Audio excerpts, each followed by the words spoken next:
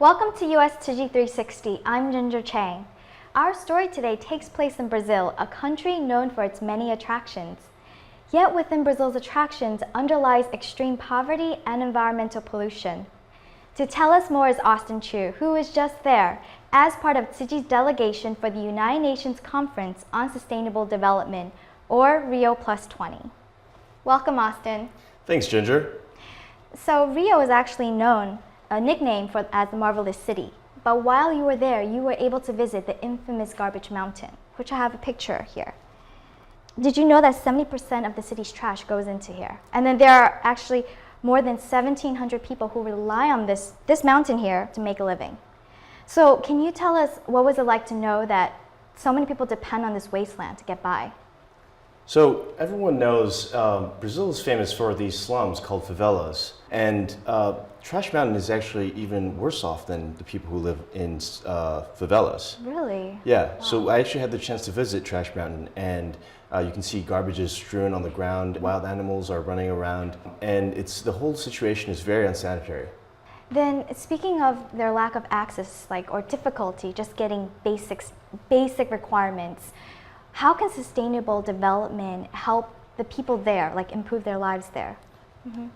So I think how sustainable development can best help improve the lives of people who live in places such as Trash Mountain is by coming up with innovative solutions to improve the access to basic resources such as water or energy. So one example that I heard that was really profound was the introduction of a light bulb to refugee camps. Oh, and wow. now light bulb is technology we've had for several hundred years now. But the introduction of just basic lighting reduced the number of sexual assault from 57 down to 2 per month. Wow.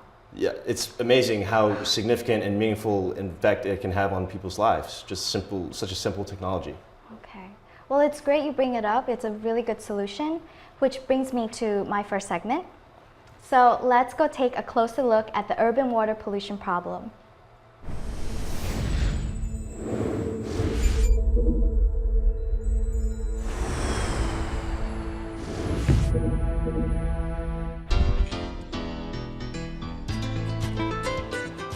While many people may think of Rio de Janeiro as simply a tourist destination to lie on the beach and to drink fruity drinks, it is actually a place of immense beauty as well as rich in culture. So we had the chance to visit the Trash Mountain as well as to view the many favelas, or the slums, around the city of Rio de Janeiro. One of our local volunteers, as we drove by favelas, kept mentioning that the people who live in favelas, they're actually not that poor.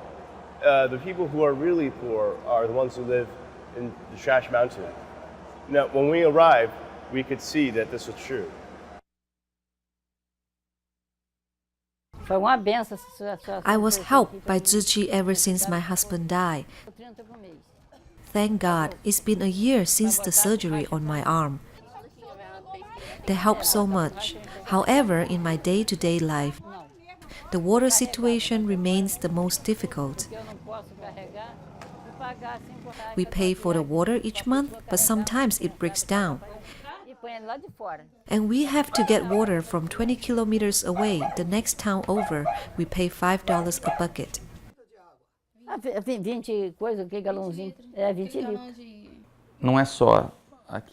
Helping to save water doesn't just help our own city. Water from one place comes from all over the world.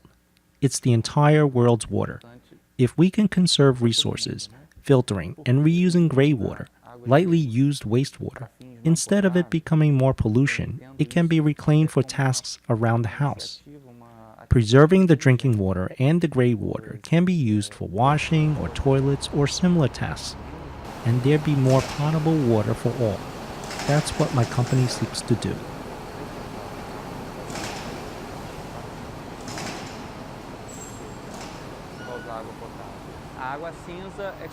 This is the filtration system we've installed for the Inga Bus Company. Originally, we simply collected and filtered rainwater from the roof of the bus station. But the city set stricter standards, and now wastewater from the wash cycle is also collected and piped to the holding tanks, where they are treated with chemicals to handle the oil and biomatter. It's then piped to another tank, where it undergoes a physical filtration process powered through gravitation and water pressure.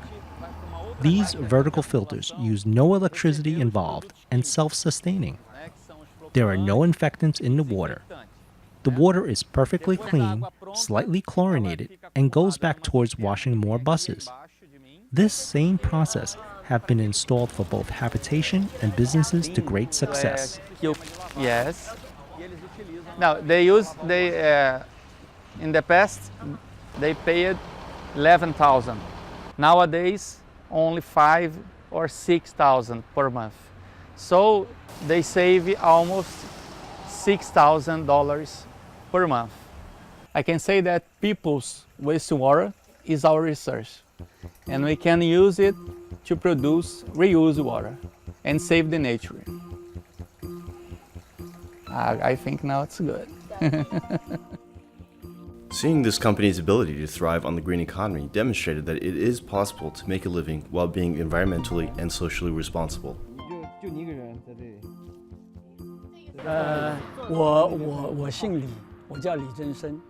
My name is Li Jiangsang, and I'm a professor at Sao Paulo University, specializing in sugarcane research. The sugarcane factory that we're visiting is Usina Santa Lucia, which is a family-run business that opened in 1945.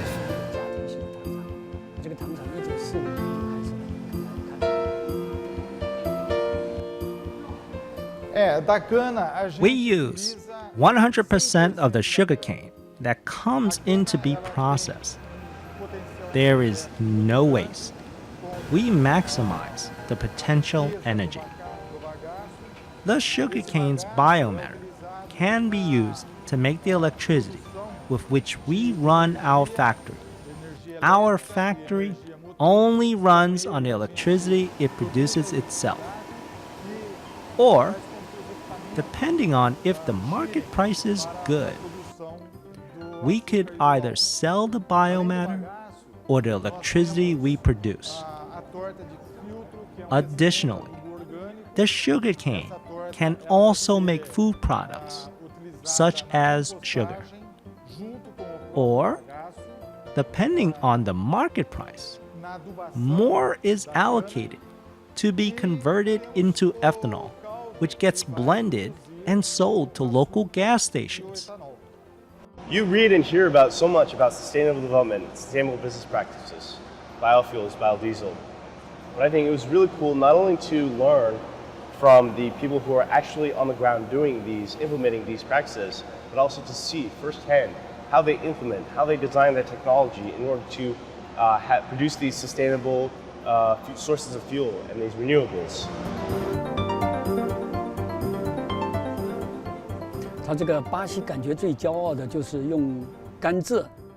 Brazil is most proud of their use of sugarcane as a biofuel, for which, of course, the most important product is ethanol. In general, many public buses in Sao Paulo already run on such biofuels.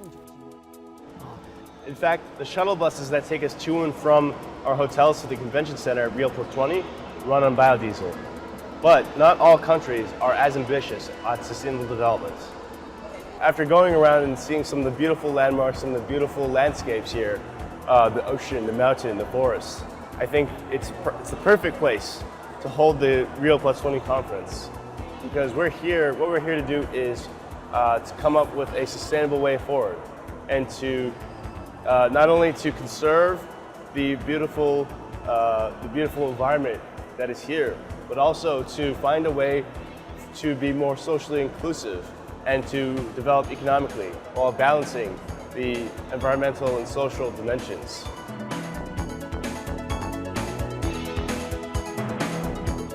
The 2012 United Nations Conference on Sustainable Development, or Rio Plus 20, was held in Brazil's Rio de Janeiro in June.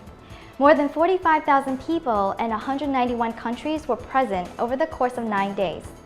Rio Plus 20 was to find solutions to end poverty, address environmental problems, and build a bridge to a sustainable future. Tzu Chi Foundation was one of the participating NGOs during the summit. Austin, can you tell us what was the significance and purpose of Tzu Chi being there?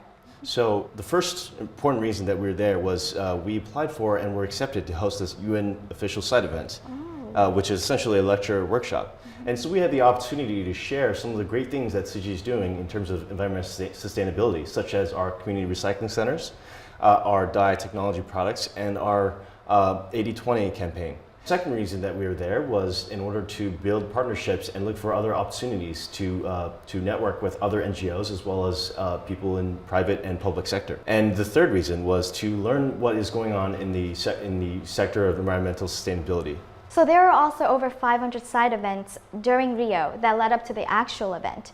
I know you attended some, so which one of those stood out to you? Okay, so I think the side event that stood out to me the most was actually one called Youth-Led Innovation Towards the MDGs, which stands for Millennium Development Goals. Oh. Now, what really stood out to me was that this was a side event about youth and how youth can be empowered in terms of taking leadership roles in sustainable development. And to see the Secretary General Ban Ki-moon, who was present at the side event, as well as several other luminaries such as Nobel Peace Prize laureate Muhammad Yunus, as well as Ted Turner, they really take this issue of youth seriously. Okay, so let's take a short break to go meet them.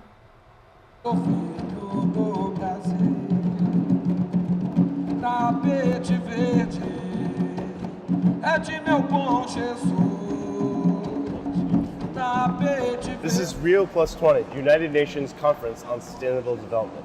The reason it's called Rio Plus 20 is because this was the site of the original 1992 Earth Summit, which took place in Rio de Janeiro. This is 2012, 20 years later, it's now called Rio Plus 20. 1992, the Eco 92 here in Rio de Janeiro 20 years ago was so important for civil society to become involved in environmental issues. A series of initiatives started after Eco 92 happened here in this town or in this city.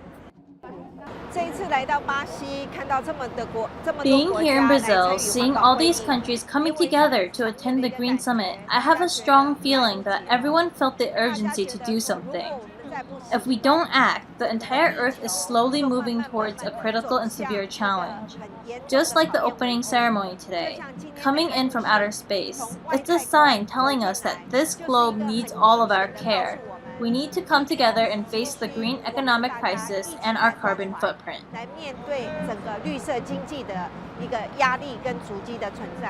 World leaders must send a signal that they are committed to a sustainable future, a future that lifts people from poverty, generates dynamic and equitable growth, and respects the limits of our planet's finite resources.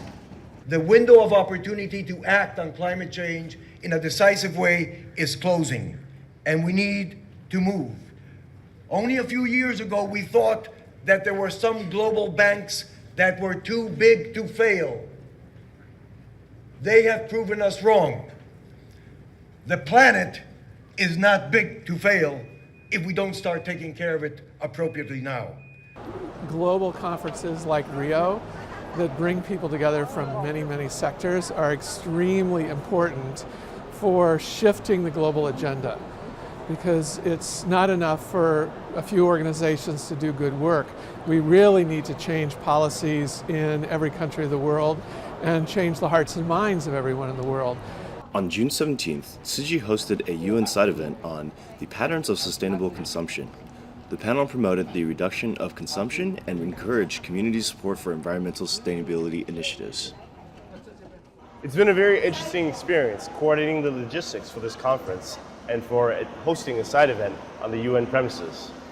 We've been working together on this project since January of this year, and we've been on conference calls across 4 different time zones every week: Brazil, Taiwan, California, and New York. And it's great to actually finally be here. Even before we arrived, we started experiencing problems. So Deborah Sigu arrived on the 15th. Unfortunately, her luggage did not arrive with her. Our side event was on the 17th in the morning, and we needed to have all the posters, our samples, with us by then. Posters, we had some DVDs. The panel starts at 11:30 tomorrow morning. That means we have a little less than 24 hours. We have 21 hours to go.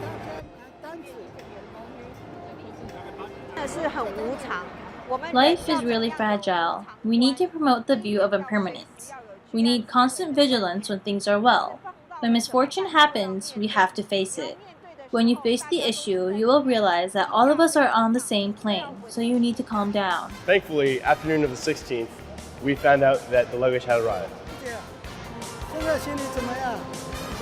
哦，好了，可以了。到了，到了，太好了，太好了，不用谢了，不用谢了。Despite the many challenges, throughout this whole process, Deborah Sugu remained very calm and steadfast in her leadership. We are grateful of our fellow volunteers in Rio. They spent 2-3 hours on the phone chasing the luggage. We are really thankful, and they found all the basic equipment we need to install.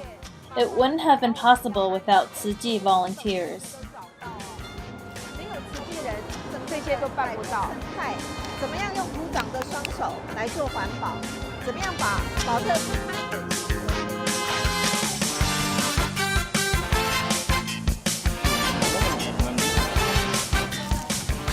每一个国家都有每个国家的文化，心灵环保。Every country has her own culture. Spiritual environmentalism is individualistic. Master hopes that we can bring this phrase, spiritual environmentalism, its sustainability and procedures, to different countries and share it through this international platform. They can bring it back to their communities and start a calling that brings action.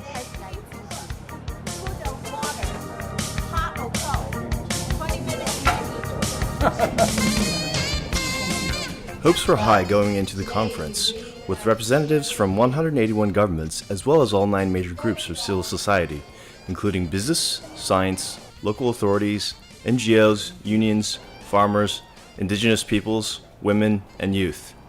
But the outcome document from the talks left many disappointed. Many people would point out that this document from Rio Plus 20 is full of good ideas and good promises, but it's not a binding agreement, and therefore countries are not obliged to do what's written in the text. How would you comment on that criticism? I also hope that we should have a more ambitious outcome document. But you should also understand that the negotiations have been very, very difficult and very slow. All these meetings were canceled because they were supposed to agree on everything by yesterday, but they couldn't. So since they couldn't agree on anything, these meetings has all been canceled today. A lot of us have been going or trying to answer questions, to talk to our governments as much as possible, and we really still hoped that somehow they will listen to us at some point. But now, 3 days ago, when they agreed to the last document, we realized that all the points we had tried to push for, to explain that those were real solutions for us, they have all been removed from the document. But we really came like 10 days ago trying to really play a role in partnership with governments, but they have ignored us. I have been saying that this is not the end. This is the beginning of many more processes will come. And this is to raise and reaffirm a political statement of the world leaders. However good the action agendas there may be, if these action agendas are not implemented, not translated into action, this will be only on the paper. Every UN conference is supposed to produce an outcome document which countries will sign and agree to. Negotiations for the outcome document actually began months, even last year, in New York. And they even had a last in May, during which Ban Ki-moon, the Secretary General, even extended the talks because he felt that not enough progress had been made. So they negotiate all the way up to the opening of the conference until the world leaders arrive. And the leaders have the power to make decisions. And so the debate continues for the next 2 or 3 days during the conference. And the last day of the conference, on Friday, the 22nd, the countries are supposed to come together and sign a document that they can agree to. From the very beginning, we have said Rio Plus 20 is about implementation, is about action. And the commitments that we share with you today demonstrate that governments, the United Nations systems, and the 9 major groups are committed. highest expectations may be on governments, but they cannot get the job done alone. We need the active involvement and support of civil society and the private sector. 1,500 CEOs from 60 nations, global NGOs from all over the world have come to your conference and committed to action. Those who have failed you, Mr. Shah, are the governments. Those are the ones that have failed you, sir, not the CEOs and not the global NGOs. The winner of the Date with History competition, a young lady named Brittany from your country, Helen, posed the question, are you here to save the planet or are you here to save face? I would argue that governments have neither saved the planet nor saved face. Well, my hope for Rio Plus 20, is the fact that the people gathered here who want a better world. I'm not waiting for a perfect text to come out of here. That won't. Governments are captive to greed. They're not going to be able to write a text for a future vision of the planet. The future vision will be shaped in rooms like this, where citizens gather to say, A, we don't have to live in a society which is destroying our future. There are better ways to live with less, and we're going to shape that society no matter where the powerful want to take us. We will not allow them to take us there because we want to leave a planet which we received. These UN conferences are always great moments in history for reaffirming the commitments for civil society, for NGOs, for business leaders, or policymakers, to reaffirm their commitments to rise above national narrow self-interest and to come together and find a way to move forward together in a way that protects us all. Welcome back. So Austin, there's actually been criticism about Rio Plus 20's conference that it fell short of expectations. But can you tell us, what did you learn from Rio Plus 20? Sure. So I think the most important lesson that I learned from attending Rio Plus 20 was that there is no one easy solution that can be applied everywhere for sustainable development. There's no one size fits all. And in addition to that, this is a problem that will require an all hands on deck solution from people from civil society, from business, from government. Well, one important outcome was the acknowledgement of the capability and the valuable contributions that NGOs can do to promote sustainability. So, for Tzu Chi, in regards to this, what can Tzu Chi do? Tzu Chi already does a lot in terms of environmental protection, which I applaud Tzu Chi for. But I think what Tzu Chi can continue to do is actually promote environmental protection and sustainability on an individual level. Tzu Chi is very good at inspiring people and inspiring its members. Well, I hope by your experience and by you sharing and today's feature presentation, our folks have been inspired to continue Tzu Chi's goodwill missions. So thank you very much for being here. Thanks for having me.